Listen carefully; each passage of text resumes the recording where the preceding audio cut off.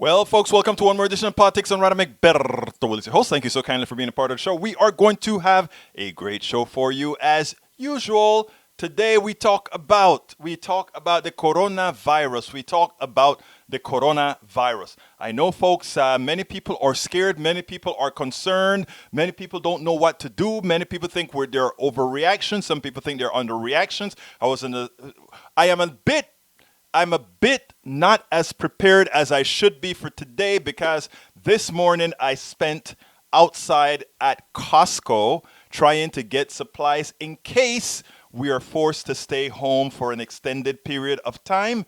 You know, preparation is something that we all need to do, and that is what I started doing, getting prepared for what could happen. But folks, this could be serious. It is likely not to blow over.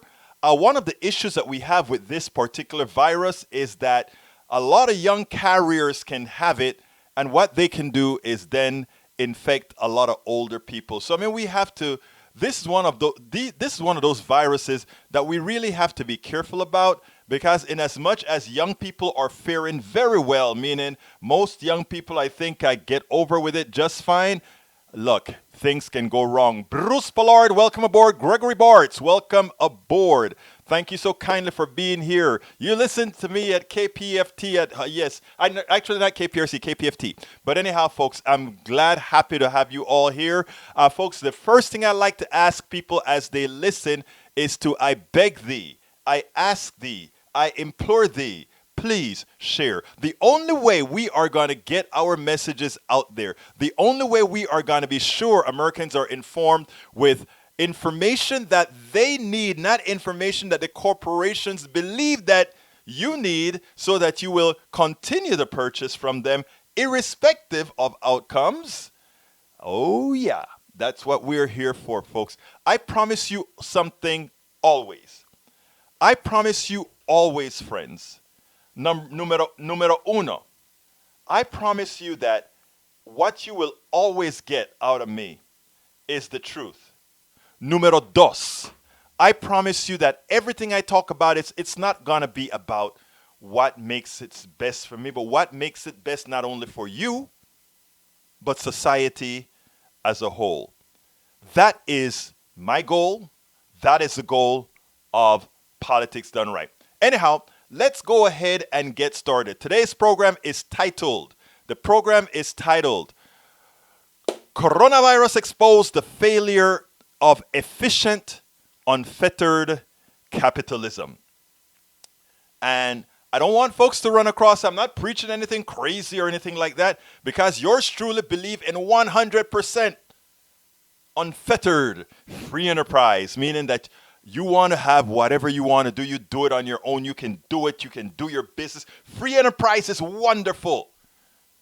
Unfettered capitalism can be fatal. And the coronavirus is just one incident that I'm going to try to walk you through so that when the corporatocracy starts preaching, we are a capitalist society and this is what we do and this is how we do things, you will come back and say, no, we believe in free enterprise. We do not believe in slavery. But anyhow, we're going to go through that in a little bit. But the coronavirus is one thing that is going to help us present that case to how detrimental to our well-being our current economic system really is. That is what we need to do. That is what we need to do. Anyhow, folks, it is essential, or rather, coronavirus, while novel, is a pandemic that could occur over and over, especially with a connected world. The design of our current form of capitalism caves under that structure. It is essential that we illustrate to every middle class and poor American using the coronavirus to show why our economic system is a clear and present danger to our life and personal economies. While it is very unfortunate that too many have and will die unnecessarily from this pandemic, one silver lining that is presents a learning opportunity. This is something Americans see and can see. Progressives must not allow yet another false narrative that those governed by the tenets of the Powell Manifesto are effective in doing. You see, this is going to make the people that are going to start trying to profit off of coronavirus, they are going to start creating yet another myth to try to tell you why the way we want to do things is the way to go. I want to see, Bruce said something. Let's see. Bruce says, it looked like Bernie is doing what he can. Let's not point fingers and work together. Mr. Pence needs support, not bad words. I agree with that. Unfortunately, what we have, if you take a listen to the speech that El Señor Trump gave last night, he said, the reason we are shutting down Europe is that Europe let all those people in and they didn't control their borders and they didn't control who they let in and they allowed it to spread. That is the biggest bunch of hogwash. We knew about coronavirus from December and nobody, our country, our leaders, meaning el presidente who runs the executive. Remember, there are three branches of government: the executive, the legislative, and the judiciary. And our executive, who has all the power within the law to effect policy, to protect us all, are not doing it. But as we do that, let's see, Bruce also says, should be done later. For now, we need to follow the leaders who have taught. Yes, and that is what I agree with, but I think we have to lay the groundwork in a lot of ways so that again, I just gave the example with what Donald Trump did when he went ahead and threw it out to Europe. He went ahead and threw the ball on Europe. Oh, Europe is not doing anything right, and what is essential for us to know is not for Americans to start gathering that narrative, but for Americans to gather the narrative that, look at Italy. Italy shut down almost the entire north of the country, 60 million. Well, actually, I think they've actually now 60 million people under pseudo quarantine to really nip this stuff. 14 days to let us kind of figure out where sickness is and then solve it, right? No, they're doing a good thing. I mean, luck of the draw. We don't know how many sick people there are in the United States. We don't know how many people died in Timbuktu, Texas, in Timbuktu, Idaho, in Timbuktu, and all these places from pneumonia that is really coronavirus. We don't know that because we as a society decided we're not testing. And since young people fare well, even if young people get sick and then get better, it looks like we don't have a pandemic at hand. So what we do is we go ahead and say Europe is showing all this stuff real badly because they did something wrong and we did it all right. Well, you know what? We didn't. And we are starting to have the powers take over. We're having the medical and the science people take over, which is important. But before we get started, I want to show something. I want to show something from Katie. Oh, wow. Katie Porter on the Oversight Committee. You know something? I have great listeners because that is the video I am going to show you. When you have effective leaders, that communicate well and care about your social well-being, care about the social well-being of their country, it is so important. It forces in clear view what must be done. So let's check out Katie Porter in action. Because, by the way, who brought that up? The Squad Plus One. Here it is for you, my brother. Dr. Kadlik, for someone without insurance, do you know the out-of-pocket cost of a complete blood count test? No, ma'am, not immediately. Do you have a ballpark? With a copay, ma'am? No, the out-of-pocket, just the typical cost. I do not, ma'am. Okay, a CBC typically costs about $36. What about the out-of-pocket cost for a complete metabolic panel? Ma'am, I'd have to pass on that as well. You have any idea? You want to take a ballpark? I would say $75. Okay, 58. Getting closer. How about flu A? The flu A test. Okay, ma'am, again, I No. would take a guess at about maybe 50. 43. Flu, this is like the Price is Right. Flu B, Too high again. I would probably say 44. that's good. How about the cost of an ER visit for someone identified as high severity and threat? I'm sorry, ma'am, what was the question again? How about the cost of an ER visit for somebody identified as having high severity or high threat? High severity, but ma'am, that's probably about $3,000 to $5,000. Okay, that is $1,151. This all totals up to $1,331. That's assuming they aren't kept in isolation. Isolation can add up for one family already, $4,000. And fear of these costs are going to keep people from being tested, from getting the care they need, and from keeping their communities safe. We live in a world where 40% of Americans cannot even afford a $400 unexpected expense. We live in a world where 33% of Americans put off medical treatment last year. And we have a $1,331 expense, conservatively, just for testing for the coronavirus. Dr. Redfield, do you want to know who has the coronavirus and who doesn't? Yes. Not just rich people, but everybody who might have the virus? All of America. Dr. Redfield, are you familiar with 42 CFR 71.30, excuse me? 42 CFR 71.30. The Code of Federal Regulations that applies to the CDC. 42 CFR 71.30. I think if you could frame what it talks about, that would help me. I Okay. don't relate. Dr. Redfield, I'm pretty well known as a questioner on the Hill for not tipping my hand. I literally communicated to your office last night and received confirmation that I was going to be asking you about 42 CFR 71.30. This provides the director may authorize payment for the care and treatment of individuals subject to medical exam, quarantine, isolation, and conditional release. That I know about, and my office did tell me that. I just didn't know the numbers, ma'am. That's Congresswoman. Great, so you're familiar. Dr. Redfield, will you commit to the CDC right now using that existing authority to pay for diagnostic testing free to every American regardless of insurance? Well, I can say that we're going to do everything to make sure everybody can No, get the not care good they enough. need. Reclaiming my time. Dr. Redfield, you have the existing authority. Will you commit right now to using the authority that you have vested in you under law that provides in a public health emergency for testing, treatment, exam, isolation without cost? Yes or no?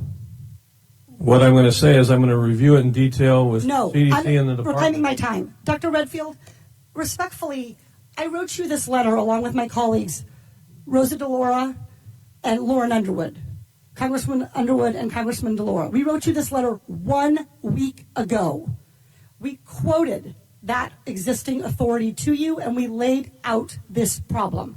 We asked for a response yesterday. The deadline and the time for delay has passed. Will you commit to invoking your existing authority under 42 CFR 71.30 to provide for coronavirus testing for every American regardless of insurance coverage? What I was trying to say is that CDC is working with HHS now to see how we operationalize that. Dr. Redfield, I hope that answer weighs heavily on you, because it is going to weigh very heavily on me and on every American family. Our intent is to make sure every American gets the care and treatment they need at this time of this major epidemic, and I'm currently working with HHS to see how to best operationalize it. Dr. Redfield, you don't need to do any work to operationalize. You need to make a commitment to the American people so they come in to get tested. You can operationalize the payment structure tomorrow. I think you're an excellent questioner, so my answer is yes. Excellent. Everybody in America hear that. You are eligible to go get tested for coronavirus and have that covered regardless of insurance. Please, if you believe you have the illness, follow precautions. Call first. Do everything the CDC and Dr. Fauci, God bless you, for guiding Americans in this time.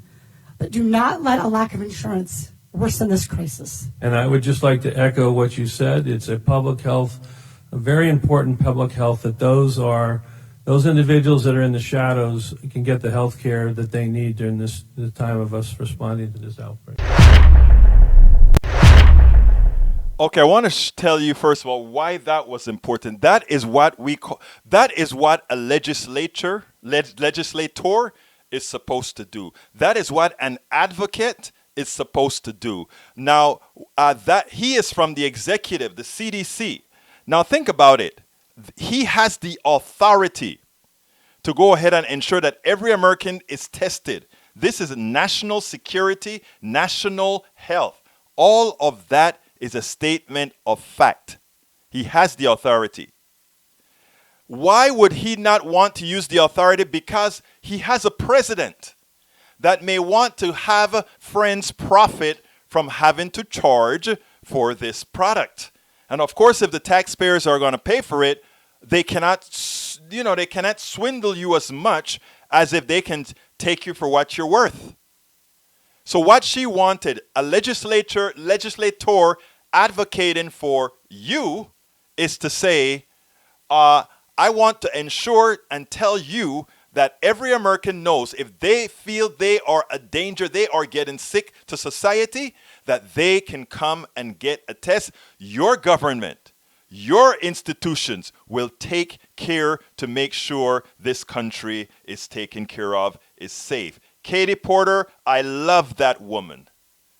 That is a progressive legislator that won in Orange County in a red district without compromising her particular values. Don't know where she stands on Medicare for all, but in this case, I don't care. You know why? Because she did her job. We don't have to be absolutists. She did her job. As I wrote the program today, came back from Costco and I came here and said, I got to start thinking about what am I going to, I knew what the subject was going to be. I knew what I was going to talk about. But when I just brought up Common Dreams and saw that tweet, it was like, baby, that is it. And if you guys are watching Katie Porter or anybody else, you guys go ahead and make sure the rest of America sees Katie Porter in action as a legislator. You make sure also that people contribute to her campaign to make sure she can always be that legislator standing up for you. I've seen her do that so many times. Both her and Alexandria Ocasio-Cortez, Ilhan Omar, Rashida Tlaib, and all of them. What I love is they are fearless. They're not like those guys. Those guys go out there and they acquiesce to the corporatocracy. They acquiesce to knowing, okay, if I rub your back, you may give me a job as a lobbyist. You may give me a job as something. These women are exceptional. Let's call their names again. Katie Porter, Alexandria Ocasio-Cortez, Rashida Tlaib, Ilhan Omar, and Ayanna Pressley. Those are our young, national, progressive, American heroes. Let's not forget that. That is our future. I think she's 45 or so, somewhere around there is Katie Porter. But man, I want Katie Porter on my side. Man, I love that woman. Okay, title of the show, as I said earlier on, is Coronavirus Exposes the Failure of Efficient, Unfettered Capitalism. This is not an attack on privacy. This is not an attack on saying, hey guys, you want to have your own company? Go out there and have it. You want to invent something? Go out there and invent it. What this is to say is that our current economy prevents you, first of all, from being able to do that unless the master tells you you can. I want to tell you that this current economy puts you in danger from doing all of that. Let's get started on how this stuff works. Let's use the coronavirus as an example. The coronavirus has been out there for a very, very long time. Okay, it came to the United States, and as it came to the United States, the executive ignored it. They wanted it to just go away. Why did they want it to just go away? Because they understood that in a very efficient, unfettered capitalist society, the first bit of disruption, thank you very much, Patricia De Galani, she's 46. The first disruption in the chain. The cards come tumbling down. Let's go ahead and start in North Carolina and all these places, many of them that love to vote for against their own interests. When we lost the factories because we could ship our production at a much lighter cost to China, to Vietnam, to the Philippines. We could ship our productivity, we could ship all our manufacturing to these places, right? That is what we did. The capitalist tenet is the maximization of profits for the shareholders. So therefore, the worker, the person who is bringing in that value is too heavy, too expensive. So we constantly try to find cheaper, more efficiency. So we manufacture in China. What happens when you have centralization of manufacture? What happens is something that's happening, and the coronavirus exposed it. A lot of our medicines now are made in China. A lot of our products are made in China. A lot of our parts are made in China. So therefore, China gets a pandemic that could easily have been localized. A localized pandemic that expanded. 786 on the phone, I'll be coming to you next. Okay? So what happens now? Remember, we are an efficient capitalist society. Efficient. Efficient because we just have, instead of having production all over the world and where we can bring all these things together in different places, and instead of manufacturing cars here, there, and manufacturing medicine all over the place, we centralize all these different manufacturing stations, right? Efficiency, maximization of profit for the shareholders. And we do it for cheap. But Corona did something bad. Corona hit a place where manufacturing occurs. Corona started to spread through the system. And it shuts down the supply chain. You know, another concept of very efficient capitalism is just-in-time inventory, right? Just-in-time, JIT. So what we do is as we need something we manufacture, we don't keep. In the old days, business people would go ahead and they'll have their inventory in stores, in warehouses all over. You know, it's like your water system in your city, right? If you go around your city, you see a lot of these big water tanks, right? And they're up in the air, and they do two things. They keep pressure in different lines in your system, so you don't have to have a high pressure line coming in. You have supply. It's in an electrical system, it would be a inductor capacitor transmission system, right? But in a water system, you get all your water stores to keep the pipes filled at all places, but also to keep a reserve. What that reserve says is, if you remember, if those of you who live in Houston, Texas, we had a huge disruption. We had a pipe that is 8 feet wide, which supplied half of Houston. That pipe busted. And in as much as a lot of people didn't have a lot of water pressure for a while, they were able to cut some lines, close some lines, and because they had all that water storage in these tanks around the country, around the city, in these tall pipes that gave pressure, the system could still run for some time, even as they fixed that pipe. You know, that is what you call, you know, keeping into account. That is how a good business operates, right? But no, remember, there's the financial sector and the intelligence sector. The intelligence sector being the doctors, the engineers, the scientists, all these guys who know things. They don't really execute the big part of the financial sector. So the capitalist portion of the system is a whole bunch of people who know nothing about hardly anything. So they go ahead and they say, hey, guess what? If we don't have all that inventory, we can make more money. If we don't pay all those people what they're really worth, hey, we can make more money. And that's all they think about. That's all they think about. They care nothing. That's capitalism. They care nothing about humanity. They care nothing about what works. They care nothing about you.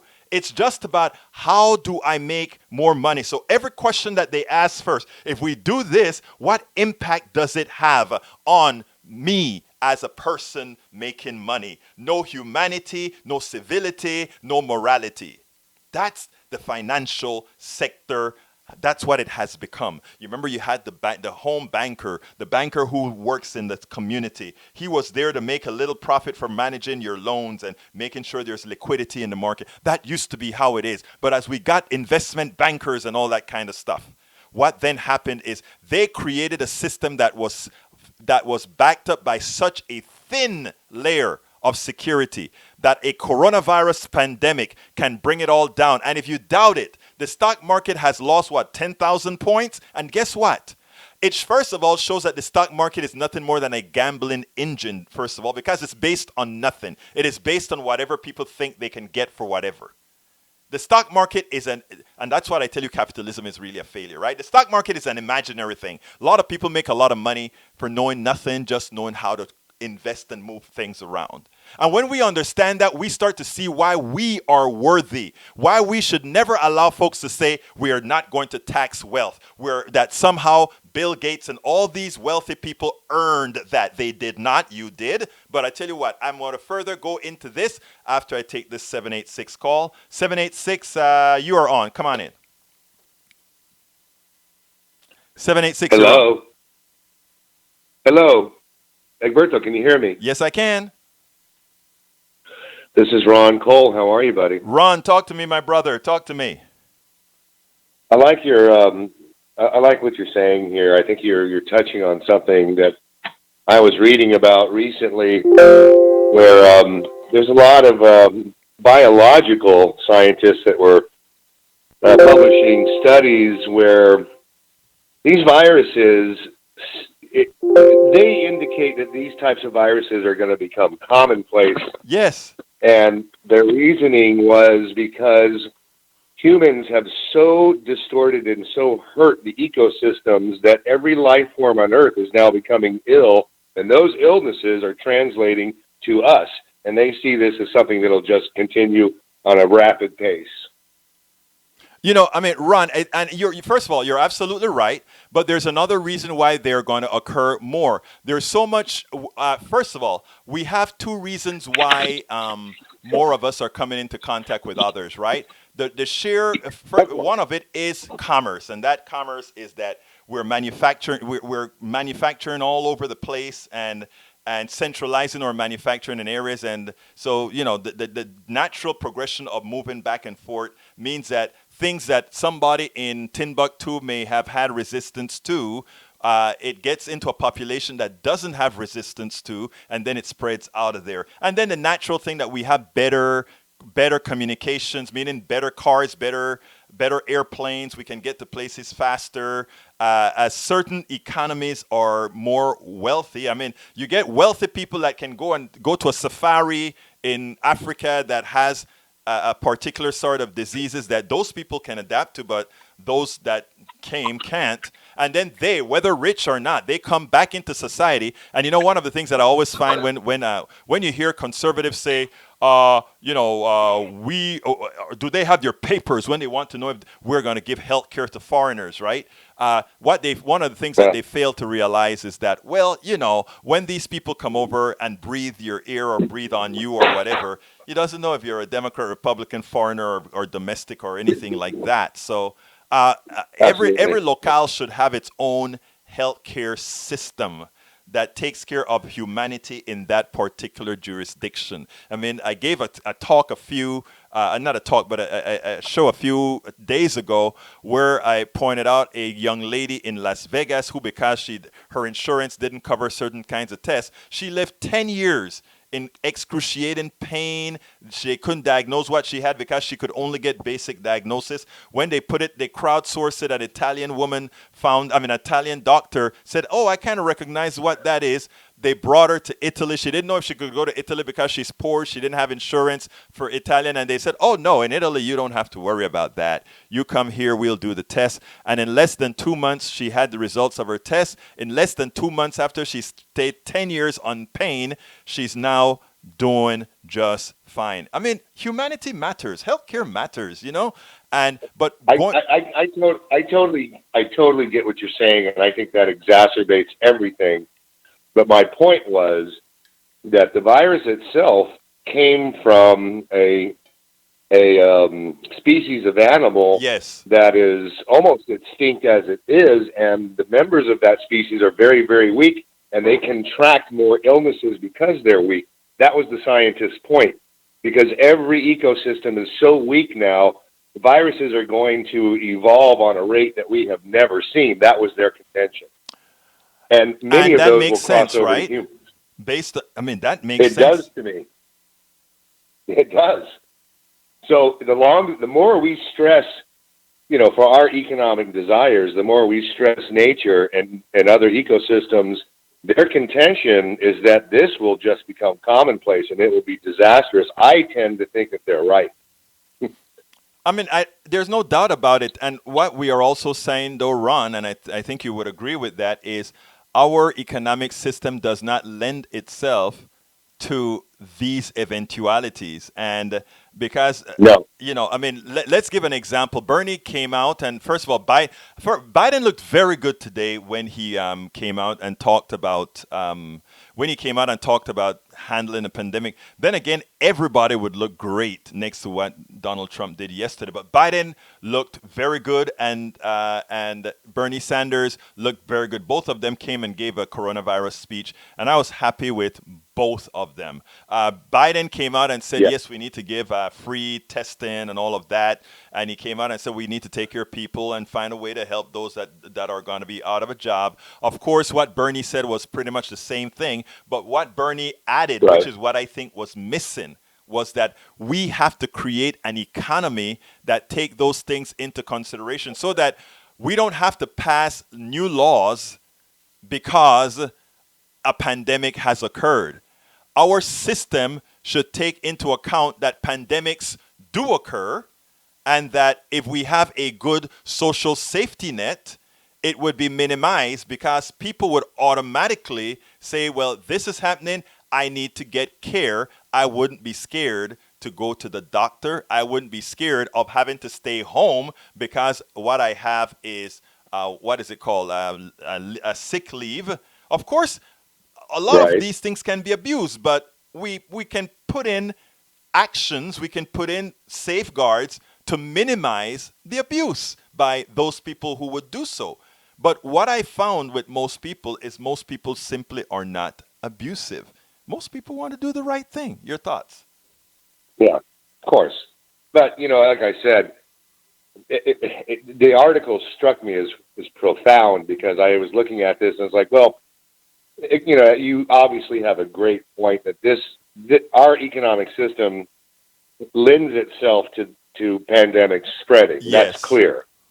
But our economic, and that is in the spread of it.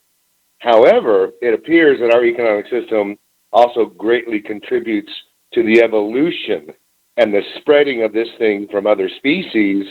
And if that's the case, this really will get much worse in the future because pandemics will. If that is really the case, I could see pandemics becoming normal. And it's because our economic system is stressing everything to the point where it's not healthy anymore. It just isn't healthy. Well, I went to Canvas in Nevada, and there's this doctor who came out and just said just about that. This was a particular doctor. In this case, it was a black doctor, and she was trying to equate why is it that black women have a negative outcome health-wise more so than any other identity. And what it broke Sure. down to was all the different instantiation of different stresses they must endure compared to everybody else. And when she itemized it, and I think that is what our economic system is doing to a whole lot of people, right? I went during Fund Drive at KPFT, right, Ron?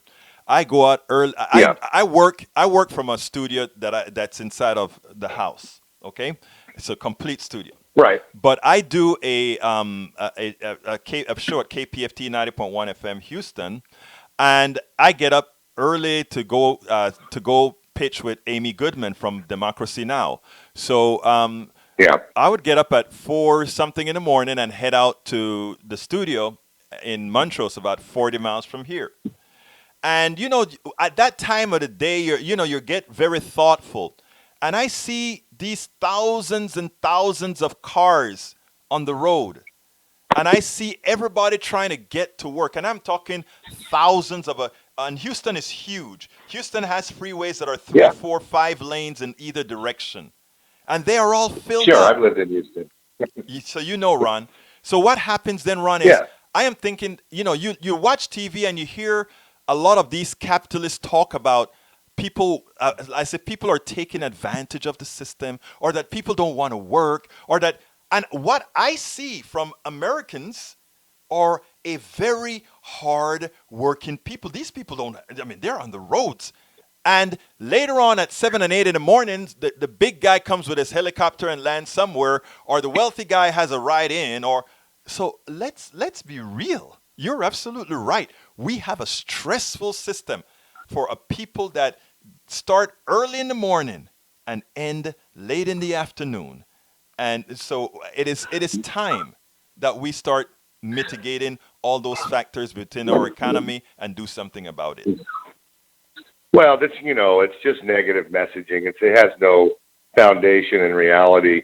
I ran, I was chief operations officer of South Florida's only five-star veterans organization for Hmm. 2 years, and we concentrated mostly on homeless vets. Now, these vets had very bad situations, especially coming out of the last recession. Every one of them was homeless. Every one of Right. them wanted to work. They wanted an opportunity. They wanted to work. They would take minimum wage just to get a few dollars in their pocket, so they had some sense of they're important, that they belong, that they're needed. Right. And I heard people say, well, oh, they give an excuse for a vet. Well, they're veterans. Yeah, they want it, but they don't realize if the person isn't a veteran, if he's just an average person on the street, and like you say, if he's a black person on the street, they go through things most of society doesn't even realize because prejudice and racism is institutionalized. They face stresses that are outrageous, and the messaging that these people don't want to work is beyond absurd. These people Exactly. want an opportunity. They will work harder than anybody you can hire. It's a stupid message, but it works. That's why they use it. But you know what is so sad about it? It also work with those same people that I see driving into work every day at 4 in the mornings or 5 in the mornings. Because the way the way the narrative that they give is that you are working so hard. You are getting up to work at 5 in the morning, and that guy is just sitting down on the streets. And and for that person that has to get up at 5 in the morning, there's something there that resonates. We have to make the message clearer. And I think that is what we're doing. And in you telling that story that you just told about the veterans, you've just done that. Ron, anything else you'd like to add, sir? No, I just thought I'd throw that in to try to demonstrate that it's not only the secondary part of the economic structure, but it actually is it's our overriding way that we do not really work with nature. We work against it, and we're stressing other, biological systems that are actually leading to us getting infected. I think that it's an entire circle, and I think that needs to be addressed as well. I think it needs to be mentioned. Excellent. Ron Cole, thank you so kindly. Hope you get online and start doing some more of the things that you used to do, buddy. When I can, I will. I'll be in touch. But great show. I love listening to you. Best of luck, buddy. Thank you, sir. You have a wonderful day now. All Okay, righty. Bye-bye. folks. Anyhow, getting back to the subject, but before I get onto the subject, it's already at 43:40. So let me go ahead and I got to do my pitch. I got to ask you guys to say, hey, my dear brothers and my dear sisters, come on in and support Politics Done Right. If you want to support Politics Done Right, you can start by going to our store.politicsdoneright.com. Get a t-shirt, get a cup, get a book. This book, everything that we spoke about with Ron Cole. I talk a whole lot about that, and as I see it, class warfare, the only resort to right-wing doom. I'm still trying to finish up my other book, but man, there's so much happening right now that it is currently, actually, I have another chapter almost done. But again, with all these things that are happening, you know how that goes. But folks, please, what I would love for you to do is to go ahead and subscribe. You can subscribe to Politics Done Right at patreon.com/politics done right. That is patreon.com/politics done right. You can support our equipment upgrade.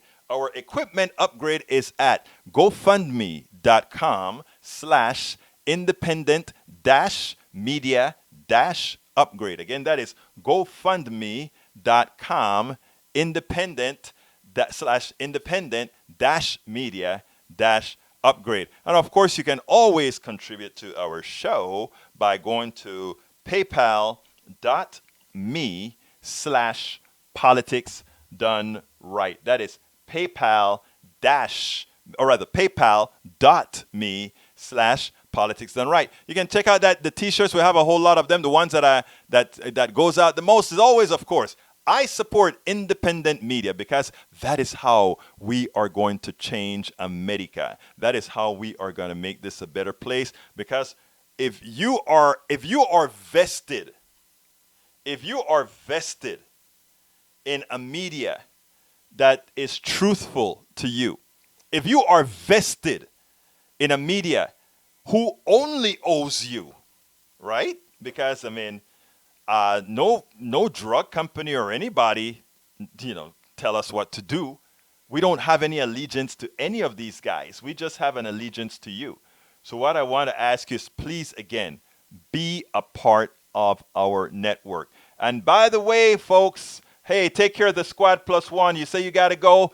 I enjoyed having you here. I enjoyed having all the words that you say. By the way, guys, if you're on Facebook, if you're on YouTube, go ahead and give us a super chat. Click that $ and give us a super chat. Show us that you appreciate this independency of the media. Anyhow, enough of all of that. Just go ahead and support, please support. Anyhow, folks, telephone number is 646-716-5812. Again, that number is 646-716-5812. Love to hear from more of you. If you want to talk, let me go ahead and start going through the list of, oh, wow, I got a lot of messages. Let's see.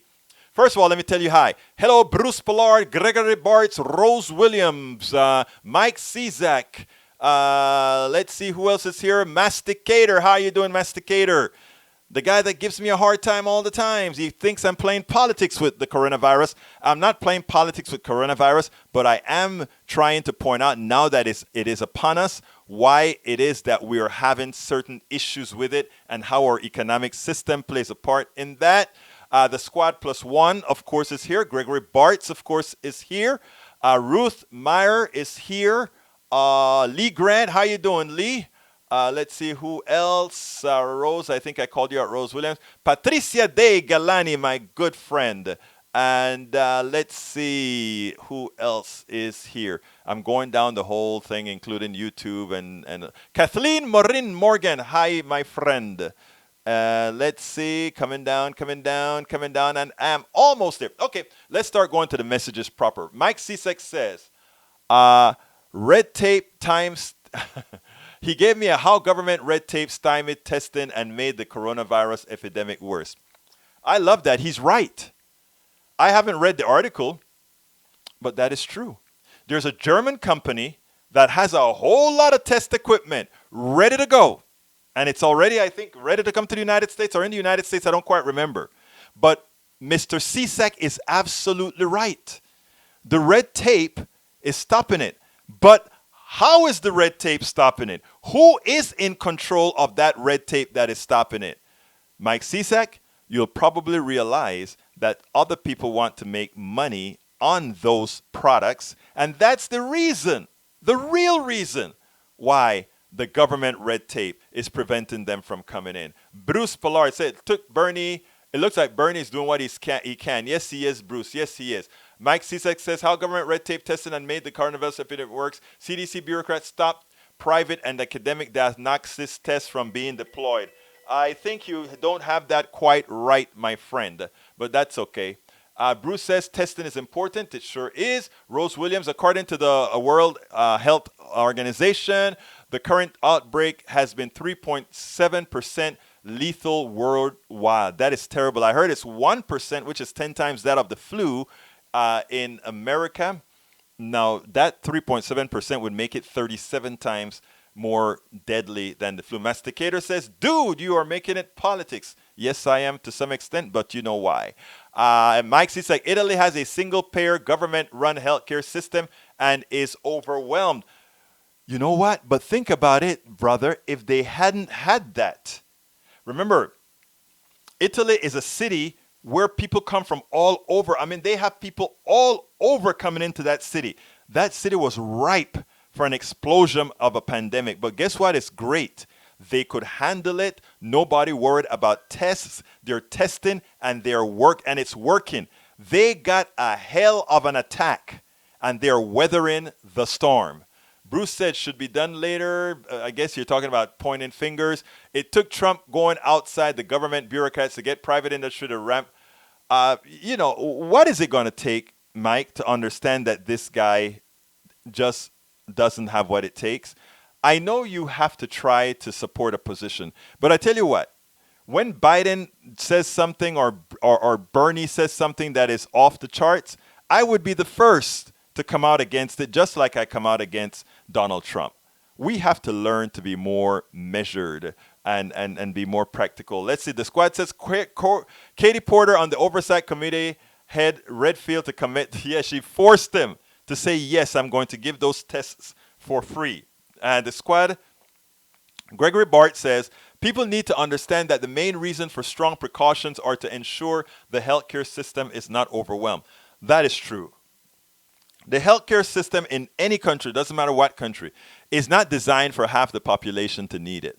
That would be prohibitive. Because most beds, everything would go to waste for 99% of the times. But there are ways to control pandemics, both with people staying in their own homes, people self-caring, all that kind of stuff. You're absolutely correct, Gregory Bartz. Bruce Pollard says it will rival EpiPens. Let's see if it is as cost limited. Well, actually, the cost is supposed to be zero now, Bruce. Let's see. Yep, she pushed him till he broke. Yes, she did. I thought that was wonderful. All right, let's see. Lee Grant says, I remember not long ago you extolling the Italian healthcare system. You spoke of a person who got great healthcare and received a brilliant diagnosis which led a cure. You suggested it only we had Medicare for all, we would receive this level of care. Italy today is locked down by COVID-19. Suggests to me Medicare for all might not work the way you think. No. Actually, it is working exactly as it is expected. This is a pandemic. And Italy gets hit hard because by the nature of Italy being there's the Vatican there and there's so much there. You bring in foreign people from all over. And that is going to spread like fire spreads in kerosene. What has happened is nobody in Italy has to be concerned about getting health care. They know they're covered. Are they overwhelmed right now? Yes, they are. Would we be overwhelmed if we had that kind of an explosion right away? Yes, we would. In fact, that is what Fauci is saying right now. We have to try to mitigate that now. So no, Lee Grant, I stand by my words. Italy is working fine. It's stressed to the limit because no healthcare system was designed to keep that percentage of the population sick. Okay, Ruth Meyer, I have no insurance, no money to pay for the test. Now, Ruth, the test by decree. CDC, Katie Porter made sure that you will get that test for free, Ruth. Make sure nobody tries to get that away from you. Okay, Rose says, turned out what was spreading undetected in northern Italy for some time. That is true. Well before February when they realized they had the first case. When they suspect it started, it was the same time that the seasonal flu was breaking out. They were surprised at the high number of pneumonia in concert with what they thought was flu. Exactly. And you know what? They reacted appropriately. They didn't take too long to get a quarantine, all that good stuff. Bruce says, I'm not sure why any kind of healthcare service would affect the spread. There are so many possibilities that only history and learning will tell. Bravo, Katie Porter from Squad. Rose Williams says the reason it was spreading undetected seems to be that China was not honest about the outbreak. There's evidence that it was active there since October, and its nascence was not associated with the Wuhan market as they claim. So everyone was blindsided. OC's no longer red. Orange County, that is. Lee Grant is no longer red because you have people who started voting their interests, Lee Grant. That is the reason it's no longer red. It's not like there was this super, super large influx of people that simply turned it blue. Orange County, the people just started to, as you get, I don't mean this to sound condescending, but as people get enlightened, they get more progressive, because progressive means looking forward. It means trying new things. That's what progressive mean. Conservative, there's nothing bad with conservatives. There's nothing bad like your old man saying, I just like the way things are.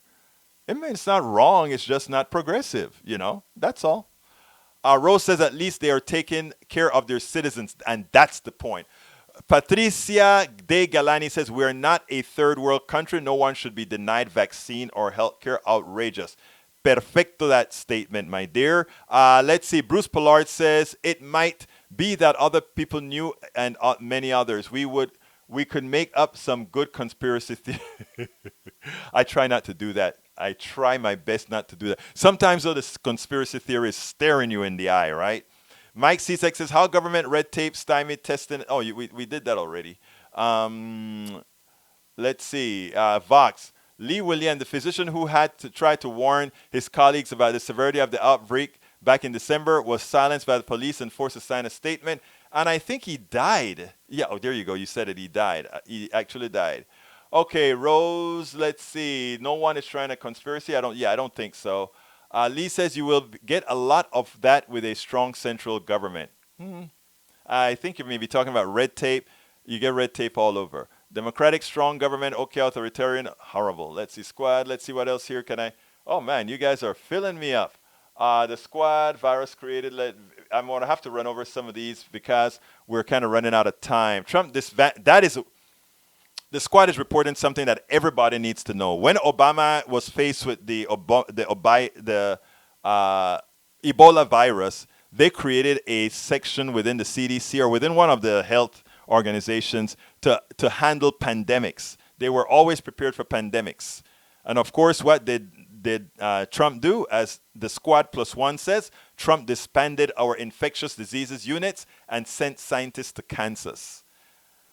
Oh boy, the things that he does, and his people simply don't know that he's killing his own people. Lee Grant says the evolution of future pathogens or future anything will proceed with or without human intervention. Yeah, but one happens sort of symbiotically. The other one happens when it happens not by force. In engineering, we have a term called you want to reduce your gradients, right? You don't want large gradients. When you have large gradients, bad things happen, right? There's a large gradient when you use a hammer and a chisel. There's a large gradient there when you're cracking the rock. There's a small gradient where you do things gradually. We need large gradients to shock a healthcare system into reality. We need small gradients for other things. Okay, let's continue. Go Egberto. Have a great day. I gotta go, Egberto. Okay, well, you have a good one, sir. Mike Cisak, Rose, I agree, but the problem is Democrats and media put in all false. I don't think give me the false information that we put out. I don't think you can find one. Susan Lewis Bloomer, welcome aboard. The person putting out false information has been Trump. Thank you for making that correction, Susan. Kay Wilmon, replying to Mike Cisak. Mike Cisak, just what false information? I think that's the same question I asked, and the same question Rose is asking. We are at the end, close to the end of the show, 3:55. I want to ask you again, folks, support our show. Go to store.politicsdoneright.com. Help us go get a T-shirt or one of those things, like that T-shirt. I support Politics Done Right, or the one that says, we have Donald Trump in chains. Donald Trump belongs with that ball on his feet, because you know what? Where he's going, Donald Trump is likely going to jail if he doesn't get reelected. And of course, we had to have our little Bernie Sanders one that says things doesn't change until they change, something to that sort we have in there. And you can also get, as I see it, Class Warfare, the only resort to right-wing doom. You can also get my book at Amazon, but I mean, if you want to take out the middleman, just go to store.politicsdoneright.com and support our show. And don't forget, I need subscribers so that we can continue doing this effectively. How do you subscribe? You subscribe by going to this address here, which is, I just plugged it in, patreon.com/politicsdoneright. Patreon, patreon.com/politicsdoneright. And of course, friends, you can always contribute at paypal.me/politicsdoneright. And if you're on YouTube, super chat me. Super chat me and say, yes, we love what we're seeing. Folks, I want to thank you so kindly. I respect all of you who give me a bit of your time to listen, knowing that my only goal is to promote what is right, to promote the truth. I respect you. I have the best listeners. I beg thee to share these programs, because the only way we are going to change enough minds, revolutions, and when I say revolutions, I'm talking peaceful revolutions, changes. When you can engage about, I think the rule of thumb is 3% of the population. If you can get 3% of the population to want that particular change, to want to be informed, that is where the metastases occur, and that is where change can occur. I'll weather that we have probably a good 2-point-something% people that are really strongly involved in wanting to make this change. So help us get that other 1-point-something% so that we can really have transformational change in this country. I set out to do this not out of just altruism. Yes, a lot of it is altruistic, but I set out to do this because, like I asked myself when I looked up at, I tell that story all the time in the dark. You say, I wish somebody would do X, Y, Z.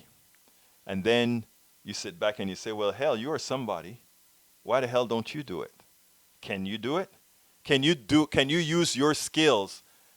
I was a software developer, programmer, mechanical engineer, business owner. Could I change all those resources? Could I put all those resources into something else that makes a difference? To which I said, hell yeah, I can do my own videos. I can do my own graphics. I can do all of that. I mean, of course, it takes forever, a lot of time, 16-hour work days. But yeah, I can do it. We can do it. So help us all do it. Please become subscribers. Please go ahead to our store and support us. Please go to our PayPal and support us, because that is how change is made. And while it's not immediate, we have to be constant. We have to be persistent. What the other side generally has is time and money. We have a lot of time, we have a lot of devotion, and we have the morality on our side. We have the truth on our side. My name is Egberto Willies. This is Politics Done Right. And you know how I end this, baby. I am what? Out!